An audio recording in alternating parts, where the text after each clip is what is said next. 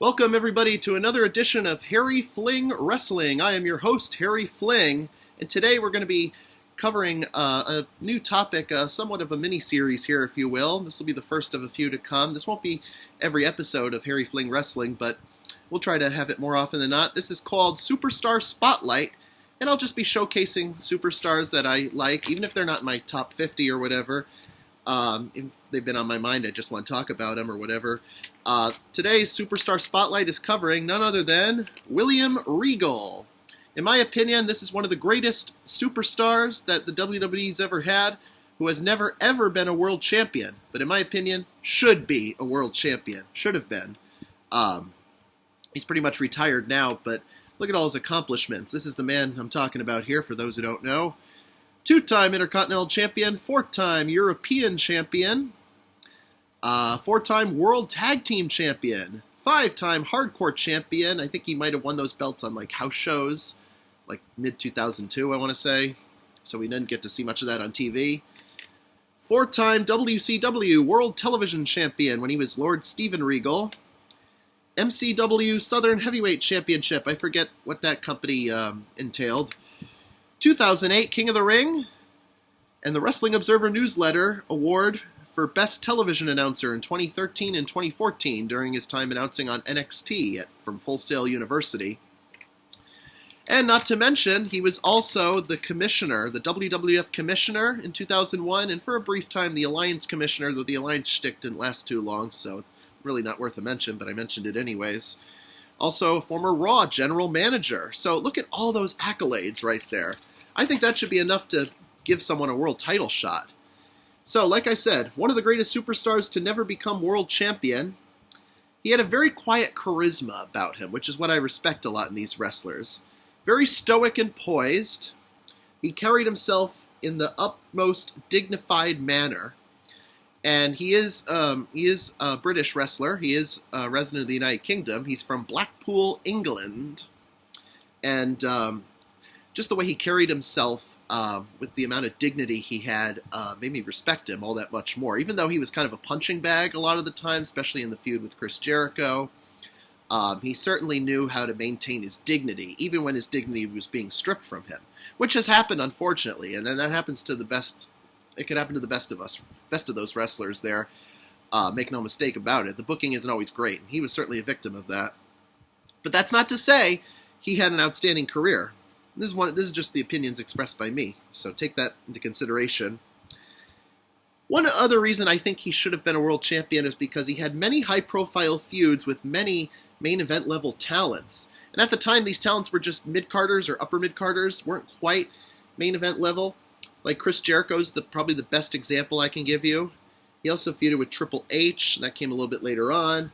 He had Edge, Rob Van Dam, and CM Punk, just to name a few. We'll get back to that in a little bit. He also had some great moments that are worth mentioning, but let's go back to the high-profile feuds so I can get into a little details. I think what really put him on the map was that feud in early 2001 with Chris Jericho. Jericho was this obnoxious loudmouth, but he was a babyface that everyone latched onto every word he said. It was incredible. People loved everything Jericho did. And I like Jericho, but I'm not his biggest fan in the world. I respect the man as a person, respect the work that he's done throughout his entire wrestling career, and he's still going in AEW, but he might need to retire soon enough, as you see with Undertaker, Triple H, Shawn Michaels, guys like that are already hanging up their tights. Kane, needless to say. So, Chris Jericho, it all started when Regal re-debuted in WWE. So first he had this run as Steven Regal, a real man's man. This is the fall of '98. A very brief run in the WWF. I don't remember what led to his exit. I just remember he was injured and never came back. I was very young at the time, so I didn't really feed into it that much. So, a real man's man. He was dressed like a construction worker. He had on his typical burgundy knee pads and boots. But instead of the burgundy trunks, he was wearing jean shorts like Cena wears. He also had on a flannel sleeveless shirt with a yellow hard hat he'd wear to the ring. He still had the white wrist tape. And he was spelled Steven with a PH. He typically, when he was Lord Steven Regal in WCW, he had the V spelling, but in WWF he had the PH spelling. Go look it up on Raw in the lower thirds, the lower tier thirds, where they have the graphics or the name. It's spelled Steven Regal with the PH. Pardon me. So, all I really remember from that are the vignettes where he was a real man's man in the sense that he chopped down his own wood. He squeezed his own oranges for the freshest orange juice you could get. He also drove cranes and tractor trailers and all sorts of big, heavy-duty trucks that carry all this equipment. So that right there makes him a real man's man. Not by me, but other people's standards at the time. So the only match I really remember is the first round match in the Deadly Game tournament, which I actually just watched recently on Peacock. Him and X-Pac, I believe they battled to a 10-minute draw or a double countout. I think it was a double countout. That got Stone Cold Steve Austin a bye in the quarterfinals. So that's the end of Real Man's Man Steven Regal. Fast forward to September of 2000. I don't remember if he went back to WCW, but he was gone for a while from wrestling. You didn't really hear much about him. But then he reemerged in WWF on the very last Raw on the USA Network before their move to TNN. We'll talk about that another time. TNN was a stupid move. Anyways, Regal debuts on Raw, and he's here to teach us about manners and etiquette. So he sets up a card table in the ring and a steel chair, teaches us how to properly fold a napkin, how to wear it, and how to wipe your mouth, things like that, how to use your utensils, how they teach you manners and etiquette when you're young. Then you hear the countdown clock. That's my best impression of Chris Jericho's entrance with the Y2J countdown clock. Break the walls down! Of course, Regal's all offended, and Jericho tells him, "Good God, Regal, would you please shut the hell up?" That's enough to get this man, get his blood boiling. Oh, I can't believe he just did that. Kind of the same thing happened as we fast forward to March of 2001. Because he had his European title reign, and then he won a match against Al Snow on SmackDown in March of 2001, where the winner gets to be the commissioner of the WWF. Commissioner was like a president or a general manager, a kayfabe on-screen authority figure. So, Regal wins the match in some way, shape, or form, and then he cuts this promo on his first night on Raw as the official WWF commissioner, where he spells out his name, R-E-G-A-L. R stands for this. E stands for something else. Then Jericho interrupts. G stands for, "Good God, Regal, would you please shut the hell up?" Now, granted, I was kind of, around that time period, I was cheering for the heels a lot, so naturally I'll take the side of the heel on this one. God, I just couldn't stand Jericho then, but he did a good job pissing me off, so I guess there's something to be said about that. So, the commissioner did everything he could to make Jericho's life a living hell. Put him in 4-on-1, 3-on-1 handicap matches, tables matches with the Dudleys, you name it. Now this leads me to some of the greatest moments of William Regal's career. As he was WWF commissioner, there was one particular episode where Regal steps out of his office. It was this neatly decorated office. It looked like the British Prime Minister's office. And there was a little teapot in there. He drank a lot of tea, as the Brits do. And Jericho took the teapot, went to the bathroom, his personal washroom, if you will. Then he came out, and you can only imagine what he did.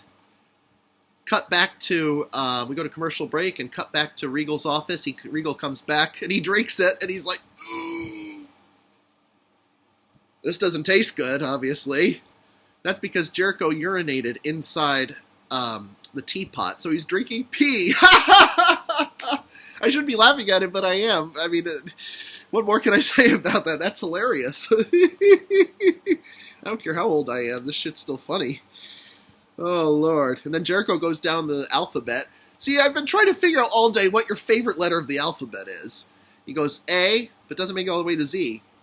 L, M, N, O. I think it's P, because that's exactly what you just drank. Jesus Christ.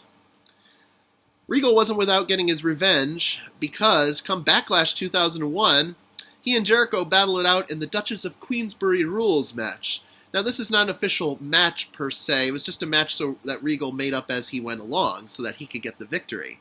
The Duchess of Queensberry must be something special to the citizens of the United Kingdom. I'm not really sure what Queensbury is, where it is, to be honest. Now, here's a little fun fact before I go any further in this story. Sue Aitchison, a Warrior Award winner, I believe in 2018, 2019, a longtime employee for the WWE in the Public Relations Department, played the role of the Duchess of Queensbury. So that was Sue Aitchison as the Duchess of Queensbury. I don't think she's working for WWE anymore. One of our unsung heroes, and she did that and took a bump from Y2J because Jericho put her in the walls of Jericho after the encounter was done. So Regal wins the match, but the way he wins it is that he changes the rules. Jericho initially wins with the walls of Jericho, and Regal taps out. Howard Finkel gets on the mic, and he says, "Ladies and gentlemen, according to the Duchess of Queensbury rules match, you cannot win by submission."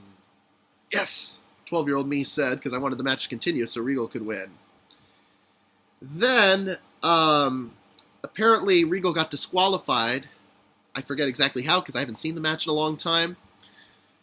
Once again, Finkel chimes in, "Ladies and gentlemen, according to the Duchess of Queensbury rules match, this match is no disqualification." And I think there was another caveat there, but I forget, and then eventually Regal wins by hook or by crook.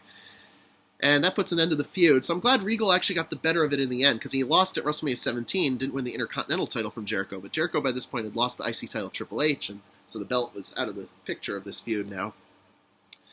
Other stuff I liked from William Regal, he had a nice tag team with Lance Storm, though it was very short throughout the fall of 2002 leading into the winter of 2003. They were two-time World Tag Team Champions together, Canada and England uniting, joining forces. They had really good chemistry. Go watch that match from No Way Out 2003, where Regal and Storm successfully defend their belts against Rob Van Dam and Kane. Really great stuff. That late 2002, early 2003 Ruthless Aggression stuff. Action is just the best. But sadly, Regal was suffering from some sleep disorder. I don't think it was it was later discovered to be sleep apnea. That actually put him out of action for a good year. He didn't return. He was out from March of 2003 to April of 2004, so a year and 1 month, 13 months he was gone. He suffered from sleep apnea, but there was some other stuff they were trying to diagnose that I don't think they could quite put their finger on, the doctors. So he was out of action, and then Storm had to enlist the help of Chief Morley to replace Regal for the WrestleMania 19 tag title match against RVD and Kane, which ended up taking place on Heat. So I guess it wasn't too much of a missed Mania for Regal, because that match got relegated to Sunday Night Heat, technically the pre-show dark match slot. So that tag team was sadly over. Regal also was a good mentor to a lot of superstars and continues to be in NXT. He's now behind the scenes. And his son, let me look up the son's name real quick. Sorry, I usually have information all ready to go, but sometimes I don't. His son's name is Charlie Dempsey, I believe. Yep. He was born in December of 96. So William Regal's son is Charlie Dempsey, and Regal is now 57 years old. He was born in 1968. So, gotta check Wikipedia for fast facts. So he was a great mentor to Christopher Nowinski when Nowinski first started, though we know what happened to Nowinski and the concussion. Now he's doing this. He's the head of the CTE Research Foundation. But a bigger storyline brings us to April of 2004. When Eugene Dinsmore entered the picture. We dropped the Dinsmore pretty quickly, and he was just Eugene. Regal was a reluctant mentor to Eugene by orders of Raw General Manager Eric Bischoff, and this is Bischoff's kayfabe nephew. So he had to make Uncle Eric happy. So Regal mentors Eugene, teaches him how to wrestle, and Eugene's this lifelong WWE fan who can emulate any wrestler, like Hulk Hogan, The Rock, you name it. And eventually the two began to bond and became friends through mutual enemies and just being together. Sometimes the strangest of bedfellows can become the best of friends. Can't always put two people in a room together and expect them to be the best of friends, but in this instance it worked.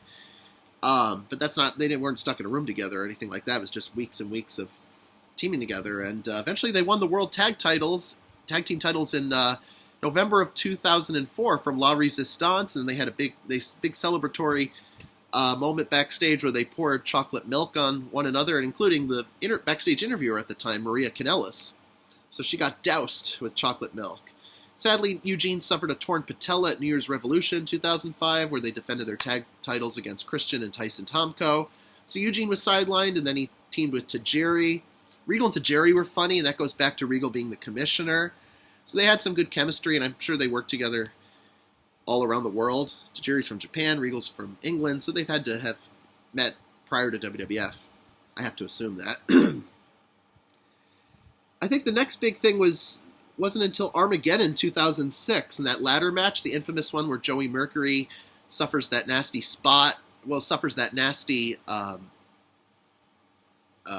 where he's, sorry, I'm at a loss for words here. Joey Mercury suffered that nasty accident in the ring, suffered from that nasty accident in the ring. I talk too fast, I can't even speak, so forgive me, it's been a long day.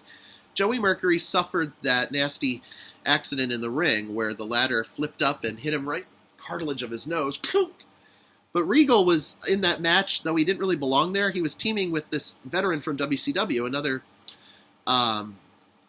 another wrestler from the United Kingdom.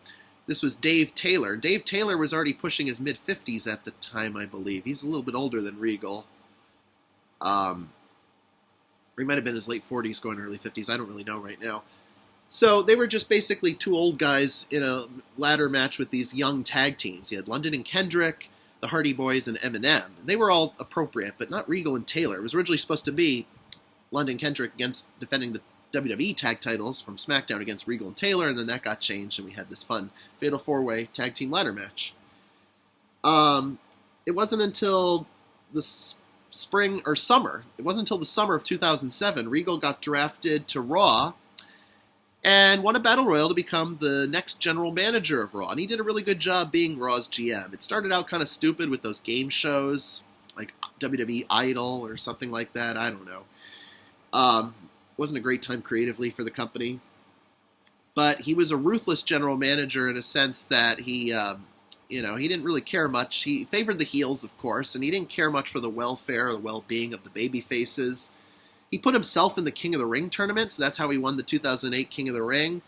He defeated Hornswoggle in the first round, and they were pushing Hornswoggle to the moon in all aspects, which was kind of insulting in a sense because there were other guys that I think were more capable of being in better wrestling matches than Hornswoggle, and Hornswoggle didn't have any competition. He was the sole midget that we had in the company before El Torito came. And then he beats Hornswoggle in the first round, then Finlay in the semifinals, and then CM Punk in the finals. That actually was a crappy tournament. I remember falling asleep to that King of the Ring tournament. That was the same night as Hillary Clinton versus Barack Obama. And boy, was that a stinker. I don't even want to go down that road again. So, yes, he wins King of the Ring, and then he lets all the power go to his head, as if he didn't already do that. So he's really on a power trip here, an ego stroke. So he eventually loses that because he gets a 60-day suspension for violating the wellness policy in May of 2008. Mr. Kennedy beats him in a match where the stipulation is if Kennedy wins and Regal loses, Regal has to give up his GM position. So he does that in order to take a leave of suspension for 60 days, 2 months, give or take. So he was kind of stalling for a while. He had another good run as Intercontinental Champion. Then he had that feud with CM Punk. That was great. They had good matches on Raw, especially that last one, right before the Rumble in January of 2009. I forgot to mention Triple H was a big feud for William Regal, but that was by extension of Eugene, because he was Eugene's mentor. So Regal had suffered a vicious beatdown at the hands of Triple H a week prior to SummerSlam 2004. And Eugene marched out of the ring and marched back to the hotel room where Regal was beaten to death by Triple H. Not to death, but beaten to a bloody pulp, let's say. He's still alive. He also feuded with Edge for the Intercontinental title. I'm just going down the list of feuds. Same with RVD. There were mid-card feuds. CM Punk was another mid-card one. So Triple H and Chris Jericho were probably the most high-profile ones. He could have had better feuds with other people, but it just didn't work out that way. So eventually, in his later years, he goes down to NXT, and this is NXT when it was still not a developmental show, when we still had Florida Championship Wrestling, the FCW, in Tampa. And so he goes to NXT when NXT is in its 5th season, which lasted 67 weeks, astoundingly. That was NXT Redemption, and he was the color commentator on that show with Todd Grisham, I believe. So, God, that we'll talk about NXT Redemption another time, but that also led to his commentary duties when NXT replaced FCW. I believe that was in June of 2012. So they took it off the road with SmackDown NXT and brought it down to Winter Park, Florida, at Full Sail University, where it's not even, I don't think it's even taped there anymore. I haven't watched NXT in a long time, but NXT got too big for its britches, I think, and should have stayed small. Now it's getting too big like the main roster shows. One match he had in NXT takes us to Christmas Day of 2013. It wasn't live, it was taped, so it was taped like a week or two prior to Christmas Day of 2013. It was a match against Cesaro, and it was just as good, if not better, than Sami Zayn versus Cesaro from 2013. You remember Zayn and Cesaro, how much they went at it, how great and physical that match was, and especially when Zayn, I think, goes through the underneath the bottom two ropes to do like a clothesline into a DDT to Cesaro. It's got a lot of memorable spots. Go back and watch that stuff. No one will talk about it because it's not a main roster match, but I think that put NXT on the map as far as, hey, we got to watch this stuff. Sami Zayn versus Cesaro. He might have still been going by Antonio then. But Regal versus Cesaro, that took it to a whole new level because of Regal's expertise and that European style. I love the grappling. Get a guy underneath you and just lift him up and hold your hands like this. Ooh, nice German suplex. Nice suplex any way you look at it. And yeah, I think that was his only match, and then he continued his commentary duties until he got promoted to general manager, when really all he did was play matchmaker. He didn't do much as a GM other than make matches, and if you're going to be a good general manager, you got to do more than that. At least Bischoff got more promo time, and he did other things, even if it was that stupid redneck triathlon from Bad Blood 2003. Even Teddy Long got involved in some angles, especially in the fall of 2009 with Undertaker. That was kind of stupid, that stupid short heel turn that didn't really amount to anything, led to nothing. So anyways, William Regal, one of the greatest superstars, definitely in my top 50, that has never been a world champion. Let me know your thoughts, see what you think, any other memories you want to share on old Willie Reegs, and we'll be back again with another topic for another day. This has been another great edition of Harry Fling Wrestling. I am your host, Harry Fling, and until next time, everybody, bye-bye.